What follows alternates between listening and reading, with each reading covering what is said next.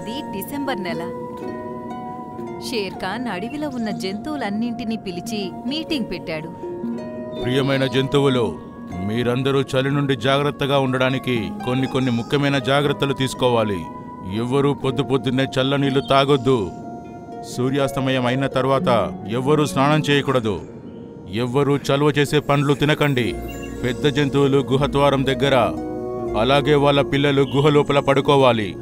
అలా చేస్తే పిల్లలకి చలి పెట్టదు. అప్పుడే గాలిలో ఎగురుకుంటూ ఒక బాణం వచ్చింది. షేర్ఖాన్!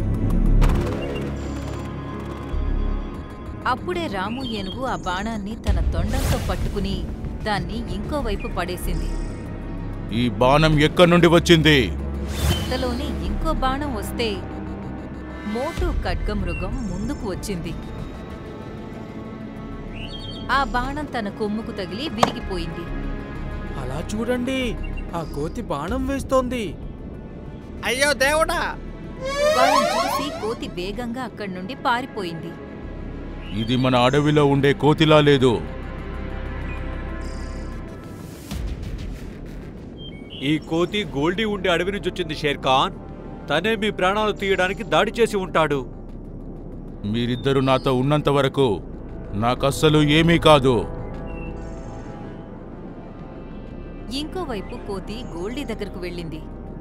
వచ్చేసావా నువ్వు? ఇంతకీ షేర్ఖాన్ని చంపేశావా లేదా? నేను 2 బాణాలను గురిపెట్టాను. గురి కూడా బాగానే తగిలింది. కానీ ఆ రాము ఏనుగు మోటు ఖడ్గమృగమే దాన్ని కాపాడారు. ఈ మాట విని గోల్డీ కోపం హద్దులు దాటింది. అది గట్టిగా అరిచింది. ఈ ఏనుగు అలాగే ఈ ఖడ్గమృగాన్ని ఏదో ఒకటి చేసి తీరాలి. మరుసటి రోజు షేర్ఖాన్ భోజనం కోసం వెతుకుతూ ఉండగా తనకి ఒక నక్క కనిపించింది. తను వేగంగా తన వెంట పరిగెత్తాడు. తను నక్క మీదకి దూకగానే అది వెళ్లి ఆడసింహాన్ని గుద్దుకుంది. అరే బాబూ, నువ్వు మధ్యలో ఎలా వచ్చావు? బహుశా మనిద్దరం ఒకే సమయంలో ఒకే జంతువు మీద దాడి చేశామనుకుంటా. అలా అని ఆడసింహం నవ్వింది. అలాగే షేర్ఖాన్ తనకి మనసు ఇచ్చేశాడు.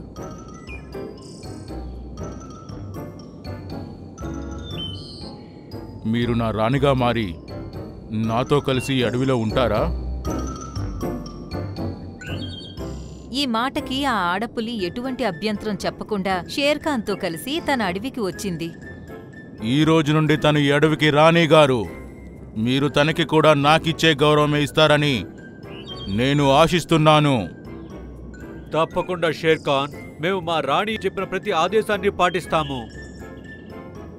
మరుసటి రోజు షేర్ఖాన్ ఏదో పని మీద వేరే అడవికి వెళ్ళాడు. ఆడసింహం రాము ఏనుగు అలాగే మోటు ఖడ్గమృగాన్ని పిలిచి ఇలా అంది. నాకు చాలా ఆకలిగా ఉంది. మీ ఇద్దరు వెళ్ళి నాకోసం ఒక మేకని అలాగే నక్కని తీసుకొనండి. ఈ రోజు వాటిని తిని నేను నా ఆకలిని తీర్చుకుంటాను. రాణిగారు, నాకు ఏ జంతువు దొరికితే అది నేను మీకోసం తీసుకొని వస్తాను. కానీ కేవలం నక్క ఇంకా మేక మాత్రమే కావాలంటే కాస్త సమయం పడుతుంది. నాకేమీ తెలీదు. మధ్యాహ్నంలోపు చెప్పినవి కావాలి. ఇంకా వెళ్ళండి ఇక నుండి. రాము ఏనుగు ఇంకా మోటు ఖడ్గమృగం 2 నక్క ఇంకా మేక కోసం బయలుదేరాయి. అవి తమ ప్రాణం పెట్టేశాయి. కాని వాటికి ఆ రెండింటిలో ఏ జంతువు దొరకలేదు. సాయంత్రం అయ్యేసరికి అవి 2 అలసిపోయి ఆడసింహం దగ్గరకు చేరుకున్నాయి. అదేంటి మీ ఇద్దరు ఖాళీ చేతులతో తిరిగి వచ్చారు? రాణిగారు, మేము చాలా ప్రయత్నించాం, కానీ మాకు మేక నక్క ఎక్కడా కనిపించలేదు. అయితే ఇప్పుడు మీకు వేయబోయే శిక్ష కోసం సిద్ధంగా ఉండండి. మీరీరోజు రాత్రంతా చెరువులో ఉన్న చల్లటి నీళ్ళల్లో గడపాలి, అర్థమైందా? 2 కామ్గా తన ఆదేశం ప్రకారం చెరువులో ఉన్న చల్లటి నీటిలోకి దిగాయి. జంతువుల గుంపు వాటి చుట్టుపక్కలకు చేరింది. వాటిని అలా చలికి వణుకుతూ చూసి అన్నింటికీ వాటి మీద జాలి కలిగింది. ఆడసింహం వాటి గురించి పట్టించుకోకుండా తన గుహలోకి వెళ్ళి ప్రశాంతంగా నిద్రపోయింది. మరుసటి రోజు ఉదయం తనకి మెలకువ రాగానే లేచి గుహ నుండి బయటకొచ్చింది.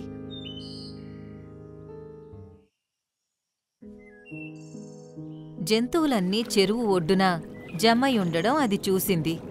రాము ఏనుగు ఇంకా మోటు ఖడ్గమృగం ఇంకా నీటిలో నిల్చుని వణుకుతూ ఉన్నాయి. అరే, మీరింకా నీటిలోనే ఉన్నారా?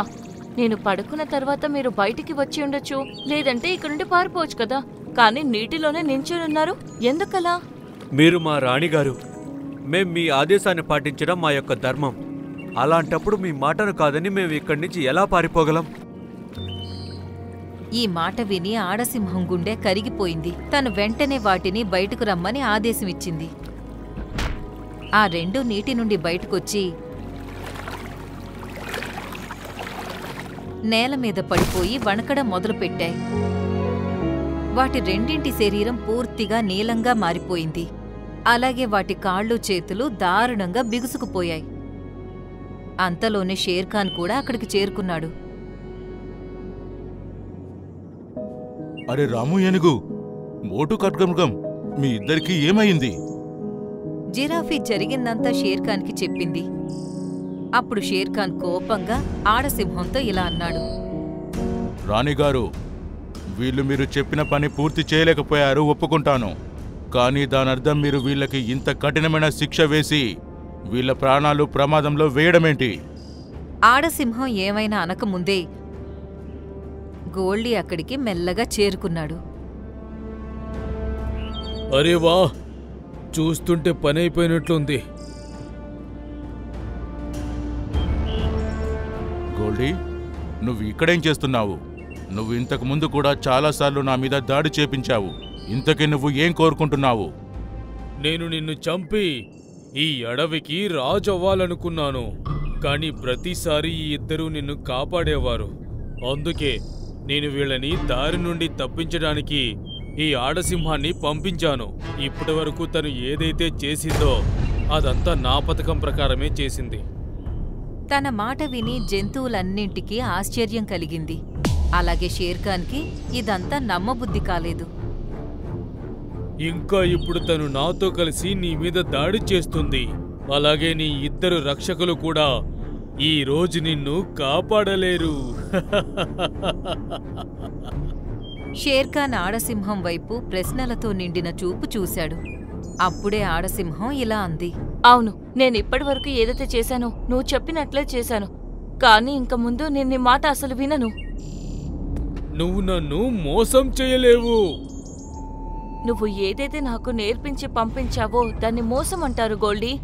ఈ జంతువులు నాకు ఎంతో గౌరవం మర్యాద ఇచ్చారు. వీళ్ళు నన్ను తన రాణి అనుకున్నారు. అందుకే నేను ఇంక రాణిగా బాధ్యత పూర్తి చేస్తాను. నా రాజా ఇంకా ప్రజల్ని కాపాడటానికి నేను నీతో పోరాడతాను. అలా అంటూ షేర్ఖాన్ ఇంకా ఆడసింహం రెండూ కలిసి గోల్డీ పైన దాడి చేశాయి. కాపాడండి. గోల్డీ వాటితో పోటీ పడలేకపోయాడు. అవి రెండూ తనని చంపేశాయి. రాణిగారు, మీకు చాలా చాలా కృతజ్ఞతలు. మీరు మా రాజుగారి యొక్క ప్రాణాల్ని కాపాడారు. ఇక మేమిద్దరం కూడా చాలా ప్రశాంతంగా చనిపోవచ్చు. లేదు, మీ ఇద్దరు ఈ పరిస్థితికి నా వల్లే వచ్చారు. నేను మిమ్మల్ని అలా చనిపోనివ్వను. కానీ ఇప్పుడు మీరేం చేయగలరు? మా అడవిలో ముల్కీరి అనే ఒక మూలిక దొరుకుతుంది. అది తింటే వీళ్ళ చలి జ్వరం మాయమైపోతాయి. నేనిప్పుడే దానికోసం బయలుదేరుతాను. అలా అని ఆడసింహం ఒంటరిగా తన అడవి వైపుకి పరిగెత్తింది. జంతువులు రాము ఏనుగు ఇంకా ఖడ్గమృగం దగ్గరకు పుల్లలు తీసుకొచ్చి మంటను వెలిగించి చలి నుండి కాపాడడానికి ప్రయత్నించాయి.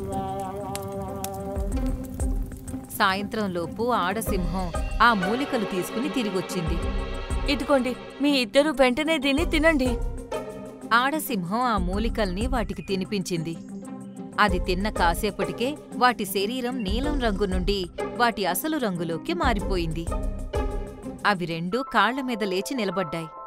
అవి క్షేమంగా ఉండడం చూసి జంతువులన్నీ ప్రశాంతంగా ఊపిరి పీల్చుకున్నాయి. మీకు చాలా చాలా కృతజ్ఞతలు రాణిగారు. నేను మీ రాణిని కదా, అది నా ధర్మం. ఆ రోజు నుండి జంతువులన్నీ చలికాలం ఎంజాయ్ చేయటం మొదలుపెట్టాయి. మధ్యాహ్నం అయితే జంతువులు పక్షులు అన్నీ ఆడుతూ పాడుతూ ఎంజాయ్ చేసేవి. సాయంత్రం అవ్వగానే అవి తమ ఇళ్లల్లోకి వెళ్ళిపోయేవి. షేర్ఖాన్ కూడా ఆడసింహంతో కలిసి సంతోషంగా ఉంటున్నాడు.